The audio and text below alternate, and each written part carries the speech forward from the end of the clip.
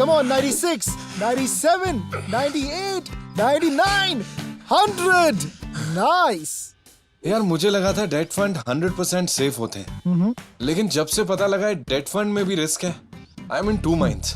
राज भैया, आप तो फिटनेस गुरु हो, लेकिन फिर भी आपने हेल्थ इंश्योरेंस लेके रखा है, क्यों? यार फिट तो मैं हूं, मगर हेल्थ का रिस्क तो फिर भी रहता है ना। ला दे। लेकिन तू कहना क्या चाहता है? यही that you do the best you can, लेकिन फिर भी आप रिस्क को 100% नहीं हटा सकते। डेट फंड्स इक्विटी फंड से लेस रिस्की तो होते हैं, लेकिन कंप्लीटली रिस्क फ्री नहीं होते। मगर डेट फंड तो इक्विटी मार्केट में इन्वेस्ट ही नहीं करते, तो कैसा रिस्क? डेट फंड्स में अलग तरह के रिस्क होते हैं, जैसे कि credit risk, interest rate risk और लिक्विडिटी रिस्क।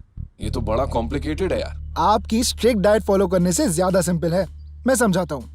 जब आपके प्रिंसिपल और इंटरेस्ट अमाउंट में किसी मार्केट क्राइसिस की वजह से रिस्क आ जाए, तो वो हो गया क्रेडिट रिस्क। और जब मार्केट में ब्याज दर के उतार चढ़ाव की वजह से आपके डेट फंड ने जिस कंपनी के बॉन्ड्स में इन्वेस्ट किया है, उसके भाव में उतार चढ़ाव आ जाता है, तो वो हो गया इंटरेस्ट रेट रिस्क। और लिक्विडिटी रिस्क? लिक्विडिटी रिस्क तब होता है जब आप अपने इन्वेस्टमेंट का भाव कम किए बिना बेच नहीं सकते। लेकिन अगर आप अपनी इन्वेस्टमेंट रिसर्च सही तरह से करके किसी सूटेबल डेट म्यूचुअल फंड में इन्वेस्ट करते हैं, तब आप इन सभी रिस्क्स को काफी हद तक कंट्रोल कर सकते हैं। ओके।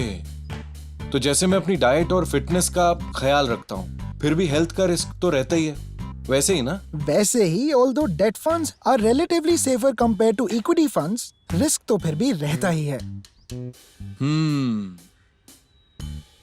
ओए, इसका मतलब ये नहीं है कि हम अपने क्रंचेस छोड़ देंगे। रख। अरे चल क्रंचेस मार। लेकिन इसका मतलब ये भी नहीं है कि आप डेट म्यूचुअल फंड्स में इन्वेस्ट नहीं करोगे, क्योंकि म्यूचुअल फंड सही है। चलो करो। म्यूचुअल फंड निवेश बाजार जोखिमों के अधीन है। योजना से जुड़े सभी दस्तावेजों को ध्यान से पढ़ें।